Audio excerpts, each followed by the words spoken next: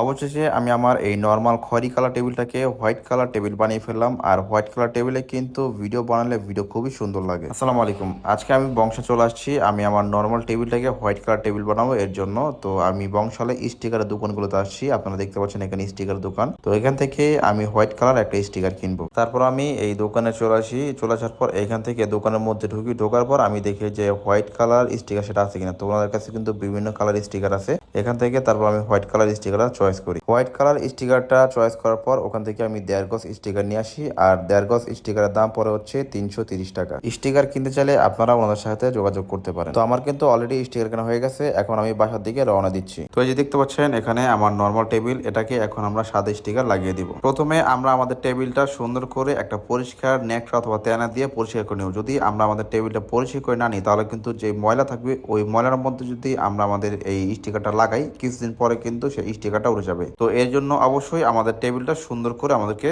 পরিষ্কার করতে হবে। এখন আমাদের যে স্টিকারটা আছে সেটা টেবিলের সাইজে আমরা সুন্দর করে দেখে নিব যে মাপটা ঠিক আছে কিনা। যদি আমাদের টেবিলের সাইজের সাথে আমাদের স্টিকারের মাপ না থাকে, তাহলে কিন্তু আমরা স্টিকারটা ঠিক মতো লাগাতে পারবো না, আর পরবর্তী কিন্তু আমাদের সমস্যা হবে। এই জন্য অবশ্যই আমাদের স্টিকার সাথে আমাদের টেবিলের মাপটা সেট আপ করার পর আমরা স্টিকারটা কেটে দিব। তো আমি কিন্তু আমার টেবিলের মাপ অনুযায়ী সুন্দরভাবে স্টিকারটা কেটে নিয়েছি। আর এরপর এখানে যে বাড়তি অংশটুকু ছিল স্টিকারে সেগুলো রেখে দিয়েছি, পরবর্তীতে দেখা গেছে আমার কোনো কাজে লাগতে পারে। তো এখন টেবিলের মধ্যে আমাদের স্টিকার লাগানোর পালা। আর এখানে সবচেয়ে গুরুত্বপূর্ণ বিষয় হচ্ছে, আমি কিন্তু দেখতে পাচ্ছেন যে টেবিলের উপরে একটা বালতি দিয়ে রেখেছি। এখানে কিন্তু চালের বালতি। এটা দেওয়ার উদ্দেশ্য হচ্ছে যাতে আমাদের যে স্টিকারটা আছে সেটা নড়াচড়া না করে। নড়াচড়া করলে কিন্তু আমাদের স্টিকারটা আমরা ঠিকভাবে লাগাতে পারবো না। তো এখন হচ্ছে আমাদের স্টিকার লাগানোর পালা। আর স্টিকার লাগানোর নিয়ম হচ্ছে, আপনারা একটা তেনা অথবা একটা কাপড় নেবেন, আর সেই কাপড় দিয়ে কিন্তু অল্প অল্প করে স্টিকারটা খুলবেন এবং অল্প অল্প করে লাগাবেন। এভাবে করে যদি আপনারা আপনাদের স্টিকার লাগান, তাহলে কিন্তু আপনারা স্টিকারটা সঠিকভাবে লাগাতে পারবেন। তবে একটা জিনিস মাথায় রাখবেন, আপনারা যখন স্টিকার লাগাবেন, স্টিকার লাগানোর সময় কিন্তু আপনাদের হাতের প্রচুর পরিমাণ সময় নিতে হবে। এখানে কিন্তু আপনারা দেখতে পাচ্ছেন আমি এই ভিডিওটা ফাস্ট ফরওয়ার্ড করে দিয়েছি, এই কারণে কিন্তু আপনারা বুঝতে পারতেছেন না। এখানে কিন্তু আমার স্টিকার লাগাতে প্রায় 20 থেকে 25 মিনিটের মতো সময় লাগছে। আলহামদুলিল্লাহ আমাদের স্টিকার লাগানো কমপ্লিট হয়ে গেছে। এখন এখানে দেখতে পাচ্ছেন আমাদের টেবিলটা